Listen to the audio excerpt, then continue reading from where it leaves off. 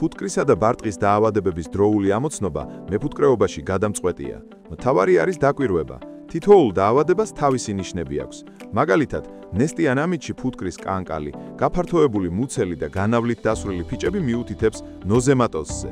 თუ მკვდარ ფუტკარს ცუდი სუნი აქვს და მარტივად იშლება, შესაძლოა საქმე ჰქონდეს სეპტიცემიასთან ან პარატიპთან. ვაროატოზის დროს სკის წინ ცვივა უფრთო ფუტკარი, ხოლო სხეულზე შეიმჩნევა მცირე პარაზიტი. აკარაპიდოზისას ფუტკარი დაფრენის შემდეგ ახლოს ვარდება და ფრთები გაშლილი აქვს. პარაზიტი ტრაქეას აზიანებს. თუ ფუტკრის განავალი ძაფისებრია, ეს მაისის ავადმყოფობაა, ხოლო თეთრი გაჭიმული ბარტყი მიუთითებს ჩაკირულ ბარტყზე. თუ სუნიანი ჩაზნექილი უჯრებია და ბარტი ძაფივით იწელება, ამერიკული სიდამპლეა, ხოლო მძაფრი სუნის გარეშე ევროპული.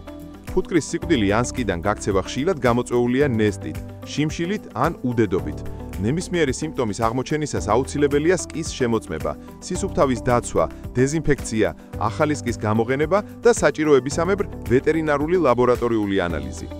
დაკვირვებული მეფუტკრე ყოველთვის გადაარჩენს ოჯახს.